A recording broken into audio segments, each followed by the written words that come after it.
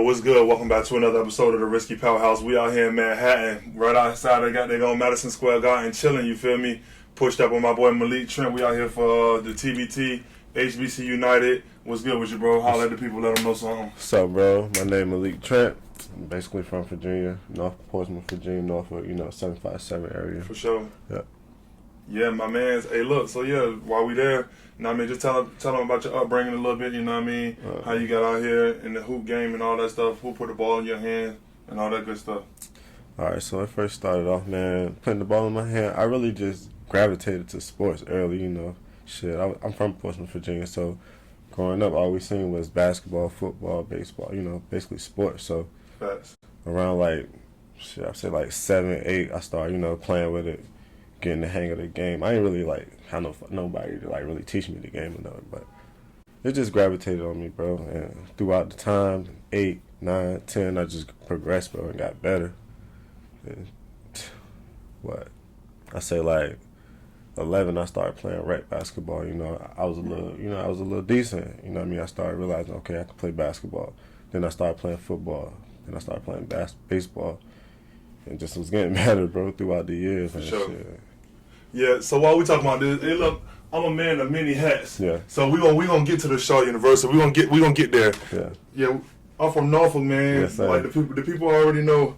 Born and raised in Norfolk. Spent my whole life in Norfolk up until college. Once I got to the college level, I moved away, and I haven't went back since. Mm-hmm. I don't really see myself in the near future going back.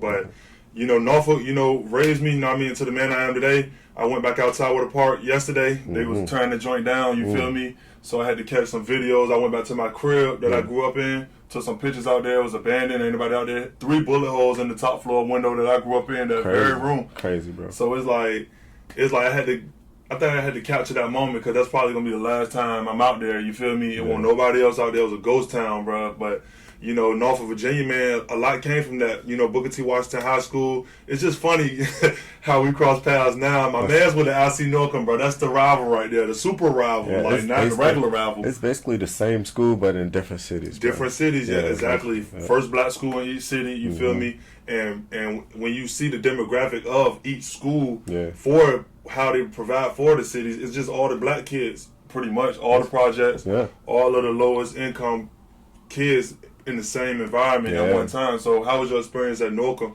and when did you realize that sports is something that you should definitely take seriously in terms of your lifestyle?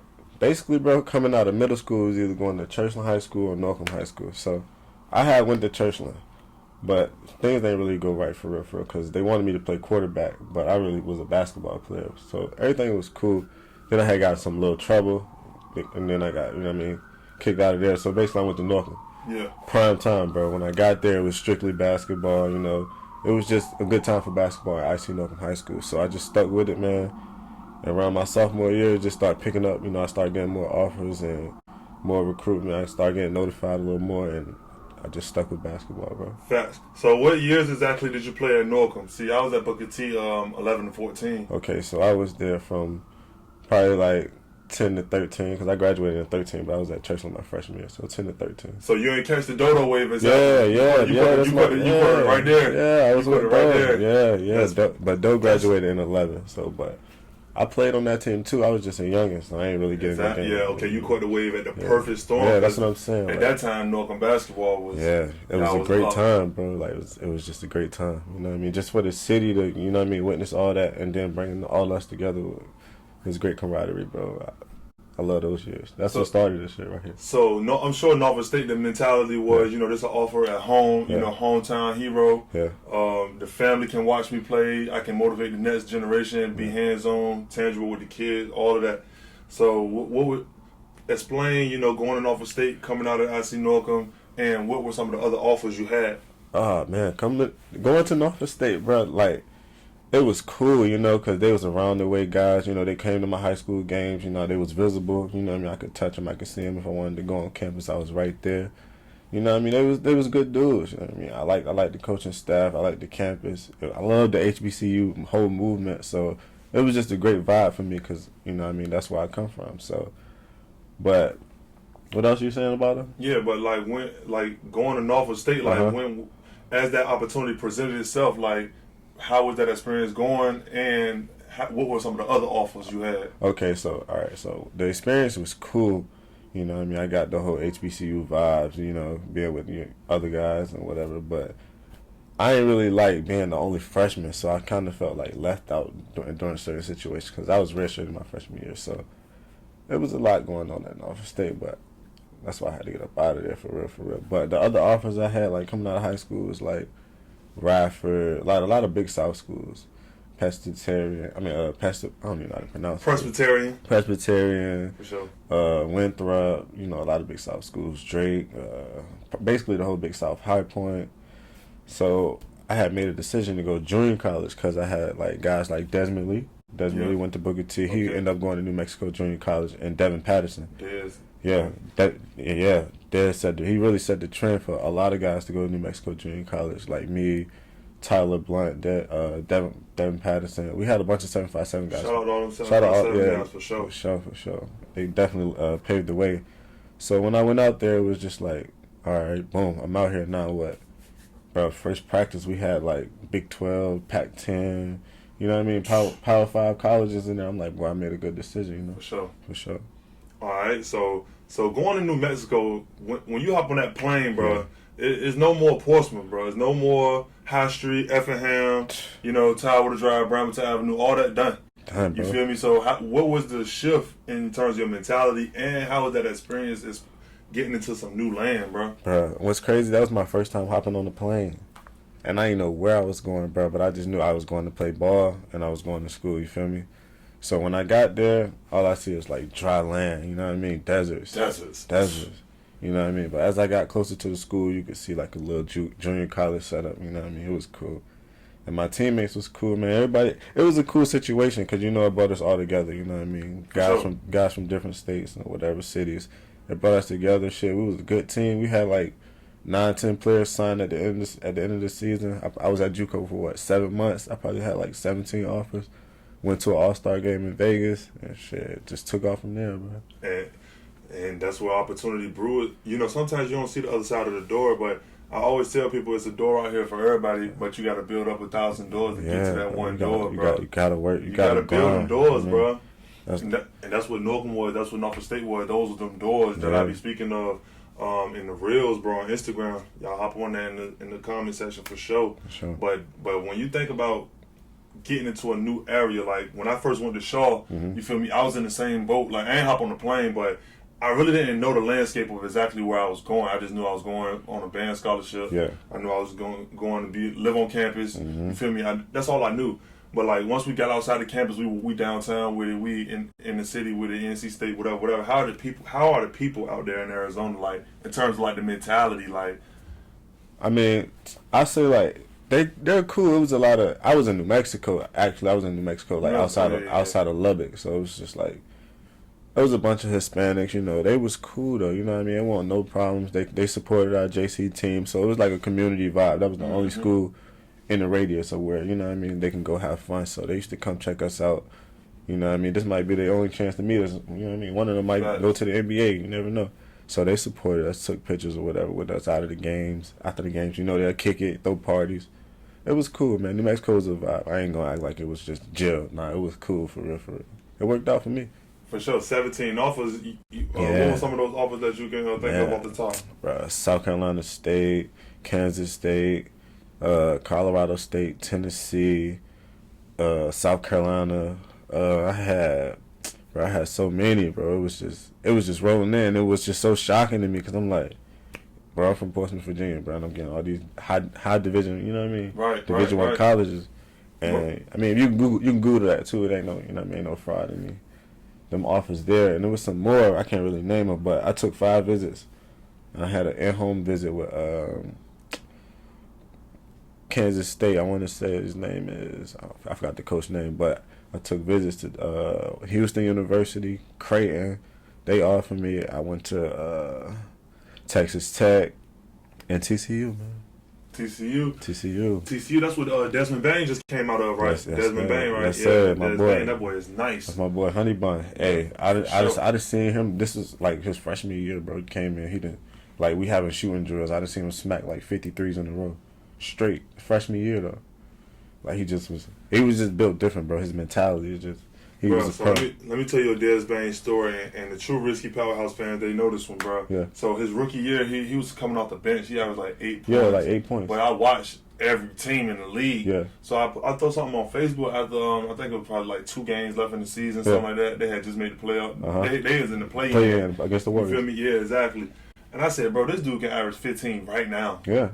He can average 15 right now in the NBA. Yeah. A couple people, say some wild, who is that? Whatever. But I'm like, bro, if you watch the game, bro, you understand that he efficient with his chances. They give him 9 minutes, he gonna get 8 points on 2 for 3 from 3. He gonna get a layup. He gonna get to the free throw. Yeah. Boom, 9 quick points. And I'm like, bro, dude. And this year validated what I said. Like, as soon as Dylan Brooks was out early, Ja was out for a good 10. He took over. He averaged 20 this year, bro. Exactly, and he was shooting that thing like 50 at one point from 3. He was shooting like 50%.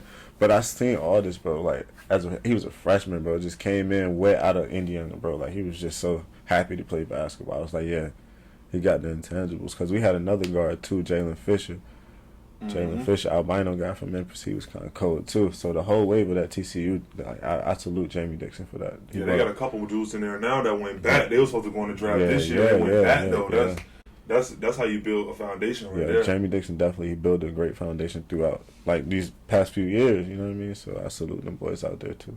Facts. So coming out of TCU, you made a move back to the 7-5, man. Yeah. Dude can't stay away, man. Nah, bro. How was Hampton though? Hampton was love. All shout out to Hampton, bro. I appreciate everything about HU, the business side, the student side, you know what I mean, the athletic side, everything. The finance side, everything, everybody helped me out throughout the whole 2 years I was there, I felt comfortable. You know what I mean? It was a home. That's why I'm happy to be where I'm at right now with this HBCU stuff, because that Hampton definitely was a home, bro.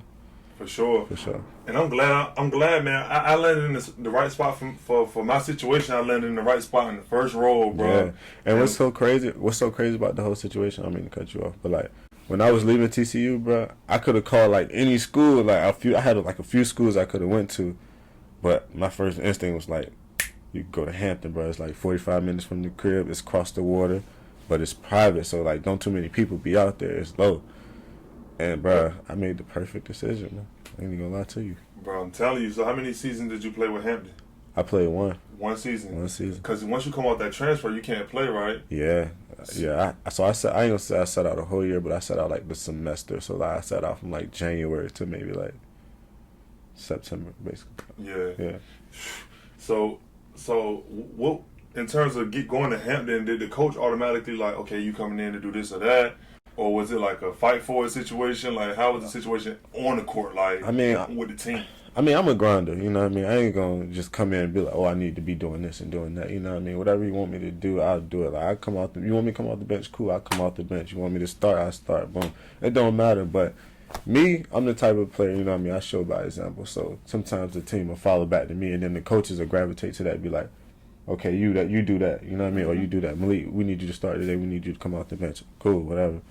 But it's whatever with the team, you know what I mean? I ain't really that type of guy, you know what I mean? For sure. It's whatever.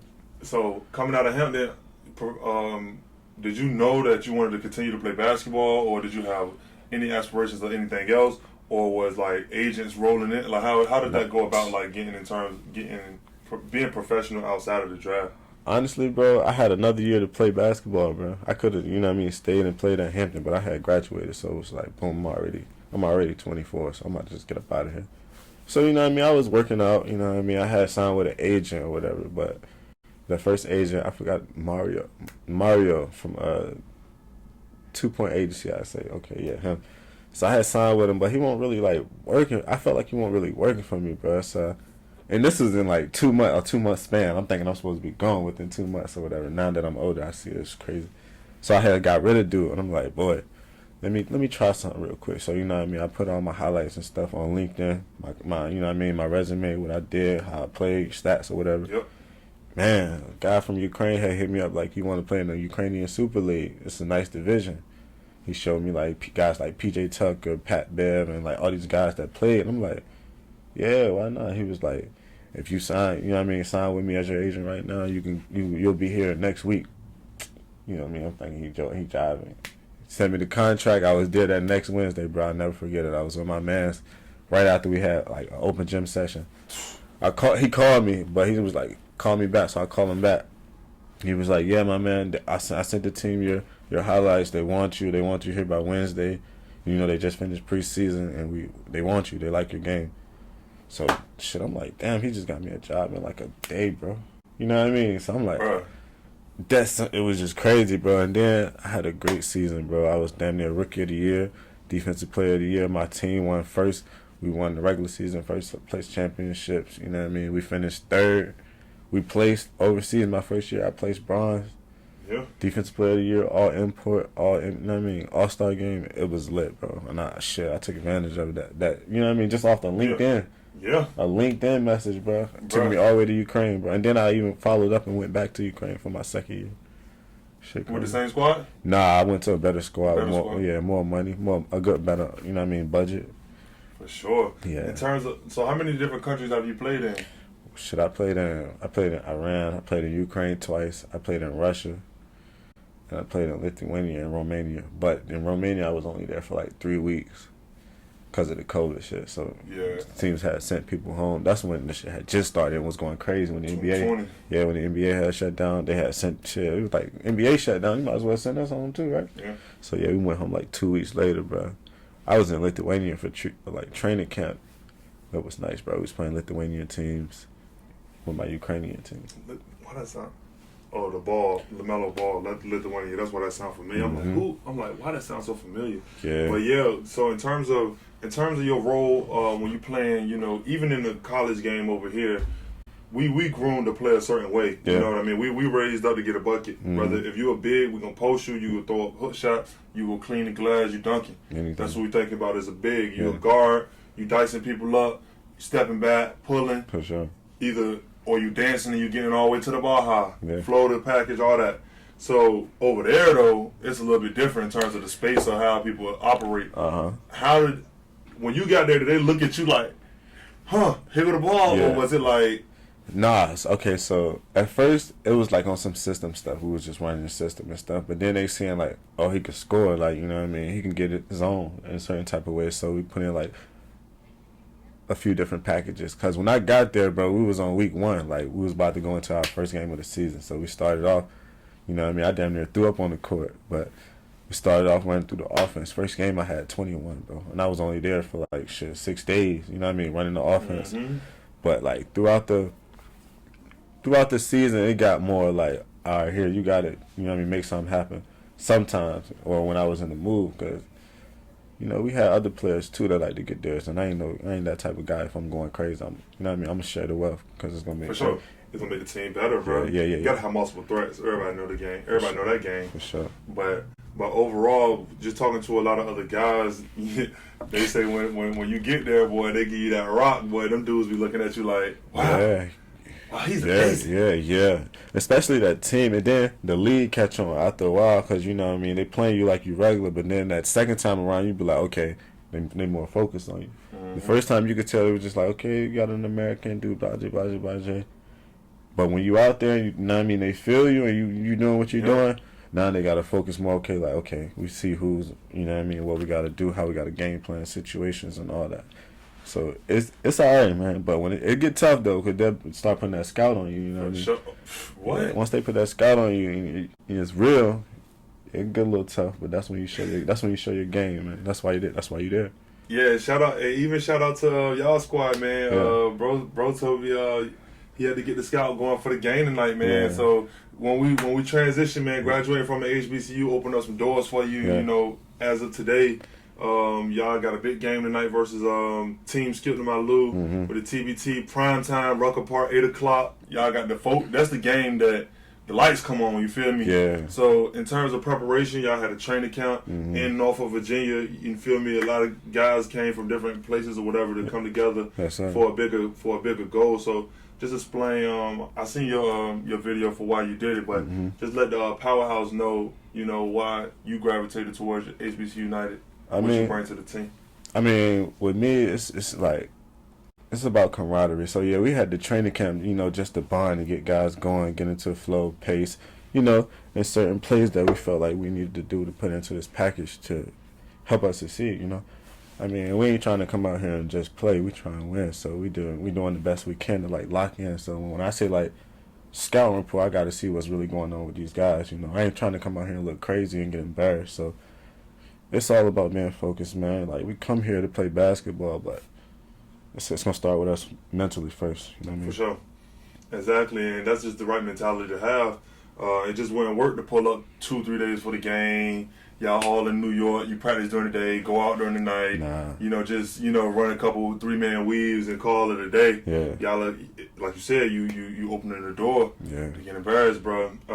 In terms of the training camp, though, how was the intensity of the intensity in terms of how guys approached it? Yeah, the intensity was there, but I felt like we all understand, like we won't get overlooked. You know what I mean, based off HBCU, but I felt like us as a team, we with each other, we bonding, you know what I mean? And some guys that we never knew, so you know what I mean? Bringing us all together, it's going to be fun, bro. It's going to be fun. We're going to see it tonight. Yeah, shout out to all HBCUs, man. Sure. I graduated from Shaw University. My man graduated from Hampton University. That's right, the real HU, for sure. For sure. For sure, the real HU.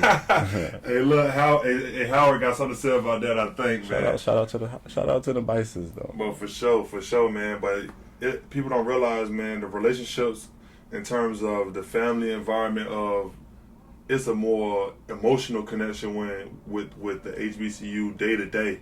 Like we see it with Duke with the basketball team, we see it with UNC with the basketball, Clemson football. Yeah. It's a connection there, but in terms of why you're at that school, that's the emotional connection when you're at a HBCU day to day, rather than just being connected to the sports.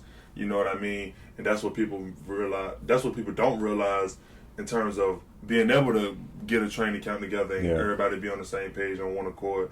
In terms of being able to, be open to having guys like this. I'll come off the bench for the squad. You could be the best shooter on the squad. You feel like you're supposed to be at that 2 spot, but we might need a bucket at the 2 spot. You know what I mean? It's just different things that guys got to be open for. And in terms of, and HBCU gear you for that mentality. You can work for somebody. You can work for yourself. You can build something for yourself. So with that being said, how have you used your likeness, or do you plan on using your likeness in terms of what you've grown to as an athlete to create something off the court that can outlast your lifetime? Like, how do you plan on materializing something for yourself? So after basketball, bro, I really want to get into like training. So like, I got a 7-year-old son, and you know what I mean, a 2-year-old son. So it's like I want to be able to push them to be able to understand the game more and like just grow, do their thing. But I also want them to learn the other parts of the basketball game, like being on time, being a cool teammate, understanding everything ain't gonna be going your way. You gotta, work for yours. So I just want, not even like, I wouldn't say trainer, I say like life training with kids. You know what I mean, just to give them like some game. You know what I'm saying? But I want to start with my kids first, and as I see my progression through my kids. I'll try to, uplift other kids. So sure. That's what it's really about, bro. I'm really just playing games, playing games of hooping to better my sons, for real, bro. So they can see the grind that I put in. I put in these years just so they can, be uplifted a little more. So I think that's what it's about, for real. For sure. And that's major, man, because like you said, everything you just explained, I'm doing those things as well. Yeah. And look, they call me a man of many hats, but I teach over at Southeast Raleigh Magnet High School. Band was my lane, my avenue. I was a drum major my senior year of high school, first place at nationals. Played drums all the way through middle school and high school. Your boy Diesel will tell you that. Shout out to Vital Pivots. Yeah. Man, but I was really on the map, bro. Like you said, for basketball, y'all got Dodo, everything was good. Booker T, when I was there, bro, that was the time to be in the band. 2010 through 14, 120 people. You know what I mean? Bro, we had the best band in Virginia, for real. And definitely in the area, in the 757. There won't no questions about that. But our Northland band was tight decent too, but I don't really know the band wars, but I know when Northland had that thing cracking in the school, it was cracking. And your years too. Your years was right when it started to come down a bit. Like 2006, 7, 8, 9, they had like 130. They were huge. But my years was when they plateaued. Well, not plateaued. They were still a good band, 65, 70. But it just wasn't that. It wasn't the Monstars no more. You feel what I mean? Like, but back to the whole gist, like taking that band thing to Shaw on scholarship, getting degreed up, You feel me? Taking that into my job, now I'm creating lanes of what I want to do. I want to talk hoops. I want to interview athletes. I want to learn more about the game. I wasn't a hooper, but I know a lot, you feel me? And I feel like I can learn more through y'all. Yeah. And then also teaching kids through band how to be men in life. Like, be a better man in terms of not just training you to play drums, but teaching you the discipline of how to apply, you know, the things you learn day to day to get better in any particular thing. You feel me? You just learning drums to be that tool to teach you how to work towards what you truly want to do. For sure. You know what I mean? That's just how it goes. And that's the same thing as your training gig. You feel me? Yeah. But all of this stuff is just, you know, instruments and tools to be a better man at the end of the day. It's full circle, bro. Everything is full circle, man. I try to tell my sons that, like, everything ain't gonna go your way, man. Sometimes you gotta take that L and just bounce back the next day better, man. That's how you gotta keep striving. That's how it is with basketball. Shit, we might lose one game, next game I might have 30. You never know. You know what I mean? You just gotta keep pushing, day for day, man. For sure. Like I said, man, before we went on camera, man, people don't realize they see that one door. You know, they see the Malique Trent interview, but they don't see the 1,000 doors, bro, that you got to build to get to that one. You feel me? Like, everybody got a door that's out there for them to walk through, you feel me? But you got to build 1,000 doors to get to that door, bro. You got to walk through 1,000 of your own doors to get to that door that somebody else got for you. Yeah, man. You know, bro, coming from areas, bro, you got to work, bro. You can't be out here just, like, playing around. You got to, you know what I mean, stay at it. Not even if you do it for a little bit that day, just do it. You know what I mean? Sure. Just stay out of people's way. Do what you got to do, bro, and just keep grinding. It's gonna get you where you need to be. Cause I done had some long nights. You know what I mean? Just thinking about what the fuck I'm gonna be doing in the next 10 years, and always be like, I don't want to be somebody that's doing this. You know what I mean? Just putting little stuff on my mind that make me motivated to do what I gotta do for me. You know what I mean? That's all it is, bro. Cause that, you know where we from, bro. It's just. Yeah, man. So I got a couple more questions for you. We're going to get out of here, bro. You got a long night ahead, bro. Big game, bro. Yes, and I got to get ready for the game for sure. But overall, what does HBC United mean to you? Oh, man, family. You know what I mean? It's deeper than basketball, bro. Just being able to be black and hoop and just have, you know what I mean, the shine to be able to do this for HBCU is cool, man. It's like historical, you know what I mean? It's a great moment. It's a great time to be at a HBCU. You know what I mean? Shout out all the HBCUs, not just Howard or Hampton or Shaw, all of them throughout the world, because you know what I mean? It's a daily struggle at HBCUs. They don't really know what we're going through. And I got to give everybody their props. They go to HBCUs because it's tough, man.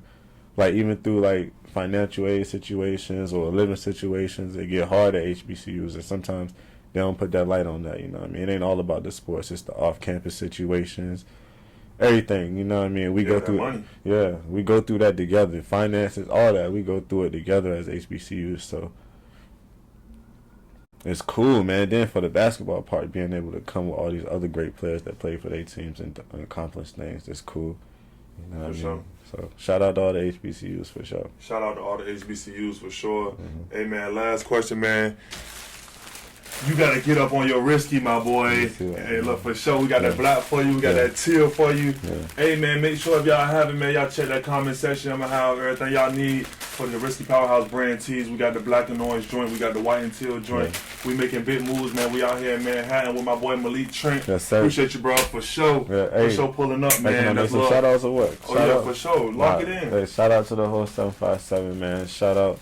You know what I mean? Family, my brothers, everybody. Shout out Leak for the hat, for sure. Y'all see the hat. Yeah, that joint tough. Yeah, that joint is tough. I was watching that joint the whole time, I ain't lying. Nah, my guy Malik Saxon. Y'all check him out. He got the nice hats. Also, bro, shout out to ENJ for inviting me to this, you know what I mean, this tournament. Shout out to HBCUs, man. Hey, yeah. Hey, got my man Malique Trent, man, with HBC United. We out here with the ENJ TBT.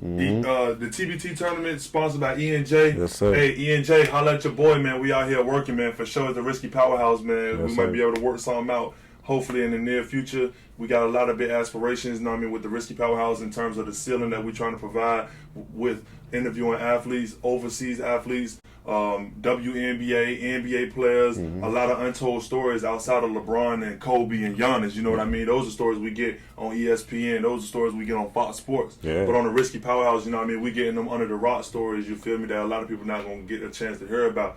like my man Malique Trent. You feel what I'm saying? Y'all check me out on RissKy Powerhouse on Instagram, RissKy Powerhouse on YouTube, RissKy Powerhouse on Facebook and Twitter. Y'all be able to see what we got going on moving forward and what we have had going on since I started on December 4th. That's my spiel. One more time, got my man Malique Trent in the building. Yes, sir. It's Kendall Bishop. Y'all anything else, bro? No, sir. 757. We here. Hey, look, we out here. It's VA, man. Y'all be safe.